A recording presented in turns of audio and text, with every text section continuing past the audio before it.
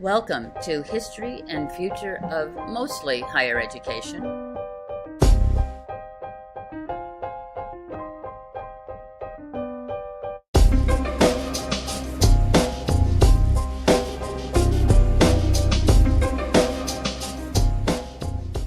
Hi everyone, I'm delighted to welcome you back and to introduce you today to two of my colleagues, Akili Lee and Sheryl Grant.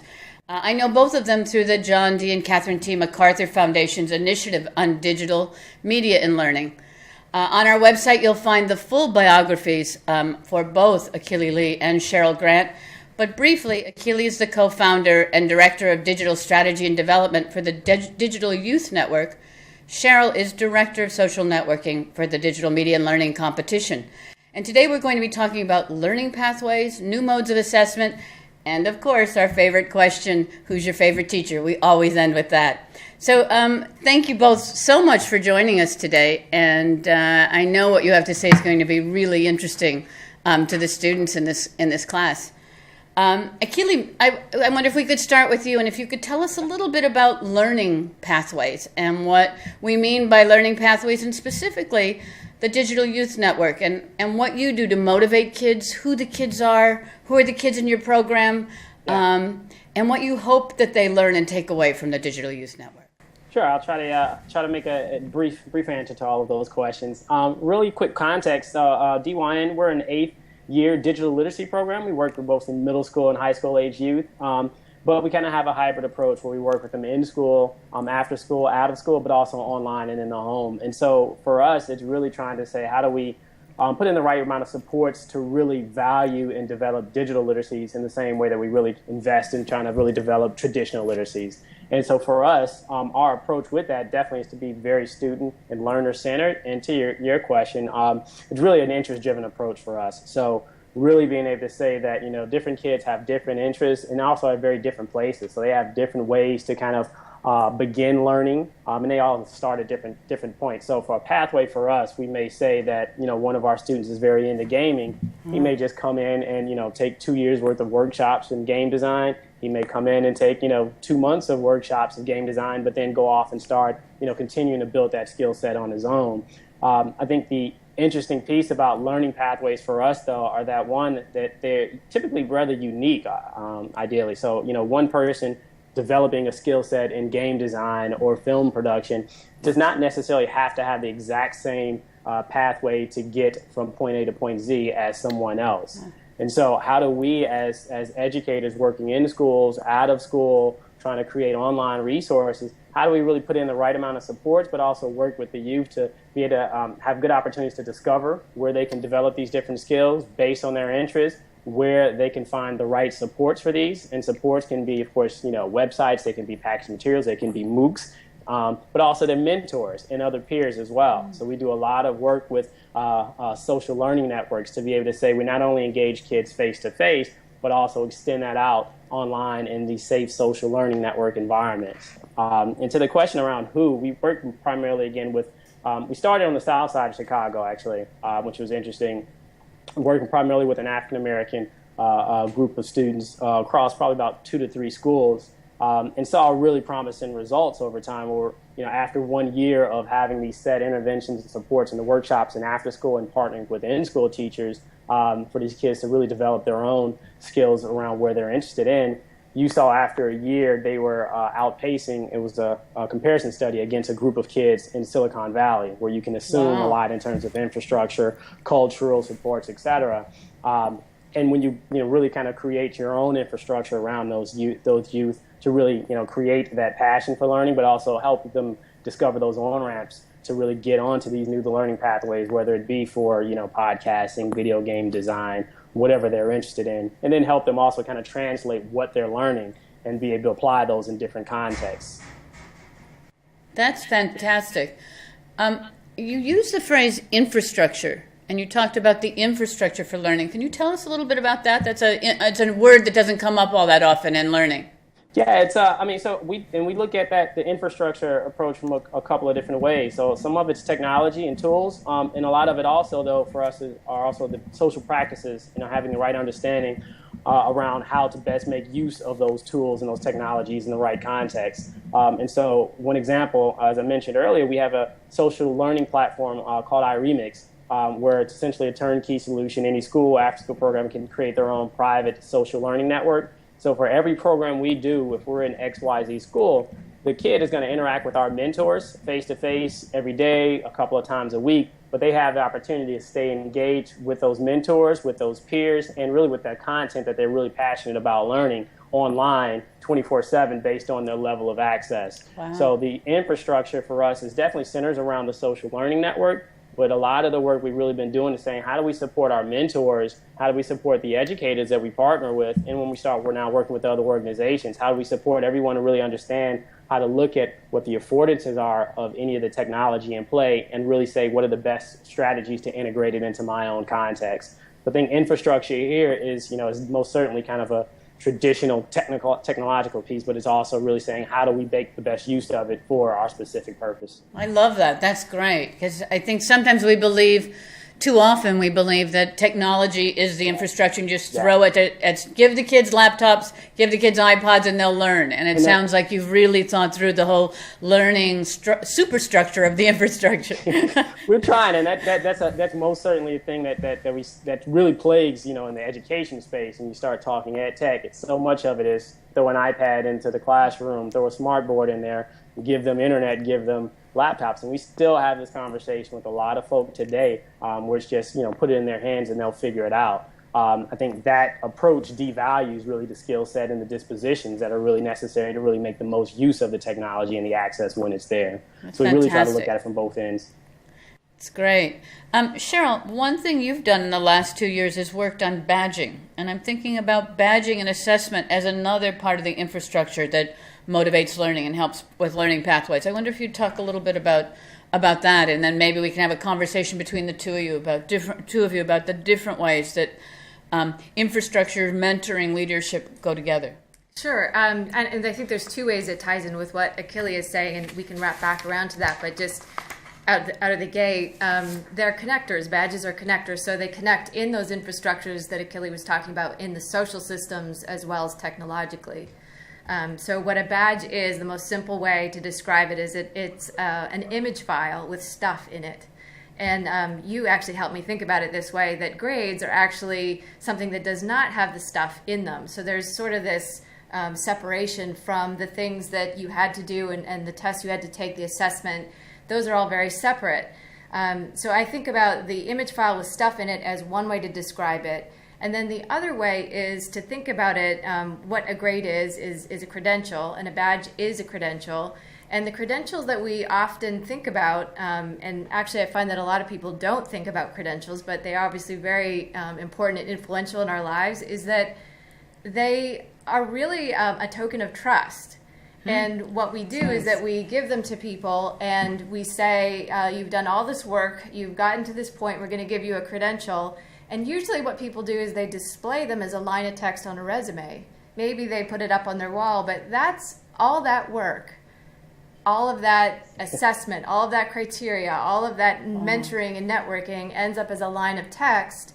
What we're doing is we're taking these image files and we're saying, this is the stuff you did to earn this credential.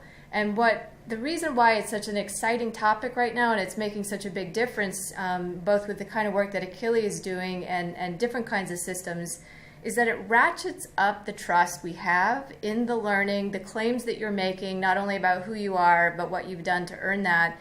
It ratchets up the trust. Not to say that we don't trust a credential from Duke University or from UNC Chapel Hill or anything like that. We absolutely do, but there's this other kind of learning that is more agile. It may work better for different populations. It happens all throughout your life. It should count. And so what we're doing is we're saying, here's this image file with stuff in it that can run head-to-head with a credential issued by an institution that everybody recognizes. And that is shifting how we think about learning, because suddenly you're able to click on something and you're able to see, not only did you get this credential, but this the stuff inside it is linking to who you are, to who issued it, when they issued it, what they issued it for. There's probably a link that's going actually to the artifact that you produced. Maybe it's a song that you sound engineered.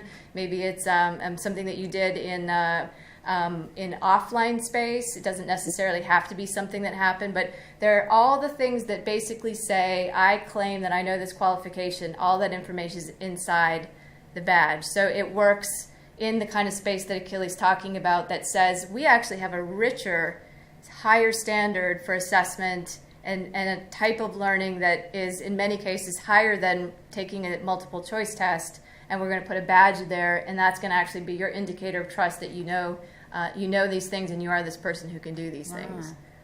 Yeah, and I think that to echo a lot of what Sheryl's saying about badges being these connectors, I think that's a really, really good point to hone in on, because as we even also talk about these learning pathways and those being oftentimes very individualized experiences, the badges also can become the connectors to other opportunities, right? So how did Sheryl go about becoming who she is? Can I go back and not only see her kind of portfolio of work of what she's done, but can the badges also serve as markers along her way? So she has her own trajectory or her multiple pathways for how she's gotten better at the amazing amount of things that she's great at. Can I go back in and I say, hey, I know who she is, whether I'm a friend, I know of her professionally, and I actually want to see how she got better at this particular thing. Mm-hmm. I can maybe look at those badges and those connect to other learning opportunities. You also can think about, really, when we go back to the infrastructure, a lot of it is having the badges really being the key piece to help oftentimes the system suggest maybe new learning opportunities for you as well. I think that's a lot of the potential that we have with badges as the ecosystem continues to grow. Is not only just a representation of what I have done and a much more detailed representation of that, as Sheryl pointed out, but it's also a mechanism that really can connect to other experiences for me as well that go beyond admissions or hiring as well. So I think it's really a two-way street in terms of those connectors, and really looking at badges as bridges to new experiences is really a good perspective that we all are trying to take on it. That's fantastic. One of the operating principles of this course is a metaphor. I keep saying, because we're amateurs doing this, there's always someone behind the camera. And by that I mean literally Casey, who's actually doing the filming, and she often is a presence in front of the camera as well. But behind every success and every career and every institution, there are always real humans that are helping you. And sometimes we don't pay attention to those foundations, those social foundations, those privileges, the access to infrastructure, all of those opportunities that are part of the learning experience but are often invisible to us. 100%. So one way, besides talking about badges and interviewing and talking to people like you, with everybody we meet, I try to make their own learning pathway a little clearer by asking the key question, who's your favorite teacher and why? So maybe, Sheryl, why don't you begin? Who is your favorite teacher?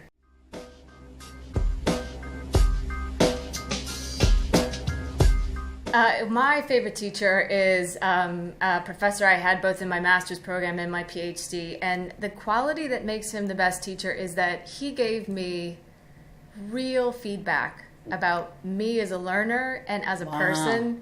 He saw things in me that I didn't know teachers were basically that they were even paying attention to, and gave me guidance based on, this is where you're at in your life, these are the things that you do, this is how you can approach this problem. But it was really, it was getting feedback, because a lot of times we don't get feedback about what kind of learners we are, what kind of people we are, and he gave that feedback. So he helped you see the learning pathway in order that you could be somebody who helps other people see learning pathways. Yes. That's great. That's perfect. That. That's perfect. Akili, what about you? Do you have a favorite teacher or teachers that you'd like to tell us about? Somewhat similar. So maybe I'll give a typical answer for different reasons. I would probably say my parents, and I come from a family of educators. They're both professors, but also entrepreneurs and such. But I didn't have that upbringing where it was, sitting down at the table with my mother and father every day to do my homework, et cetera. They were off in the world. But what they always did was make sure that they introduced me and exposed me to new opportunities. So, whether it's going off to new camps, whether it's making sure that I had access to new technology, since I was, 7, 8 years old. All of those things helped really develop the disposition to continue to explore those passions. And the one kind of anecdotal piece that I think came from all of that was that I ended up I started building essentially on the web around 95 or so, which is really 1 or 2 years after the modern web was really there. And that's not to say I had anything really big, but I only started learning how to develop on the web because I was really passionate about music and hip hop. And so I was trying to find resources and connect with other people there. But it was very early, so it was not that much there. So I began to make my own, and that way I connected to people across the world. And it was a great experience. But the important thing, where I think this comes back to the idea of learning pathways and also mentorship and exposure, is that the arts really is what pushed me to develop, a technology background and to go on to study computer science and such. And I think, to really echo kind of Sheryl's point toward the tail end, that led us to, really working with DYN to try to say, how do we create these opportunities for youth on a larger scale where they can follow their passions and their interests and develop skills that are still going to be recognized as beneficial and very tangible in multiple contexts, but it can still be a very individualized and passionate experience. And then again, how mentors specifically really play a huge role in all aspects of that. And mentors can be peers, teachers, parents, cousins, whomever. That's great. I've asked that question now to about 20 people, and nobody has ever said my favorite teacher was the person who helped me get an A on a test. I think for all of us, what really matters is that person or persons who help to show us our way. And I love it that both of you are dedicated to doing that for others as well. I have a feeling there's a world of students out there, or young people out there, who, if they were asked who their favorite teachers are, would say each of you. So thank you so much for spending time with us today. I know your stories are going to be inspiring to our students. Thank you so much, Kathy. I appreciate it. Thank you, Akili. Take care. Thank you, Sheryl. Thanks, Cheers, Kathy. Sheryl. Bye.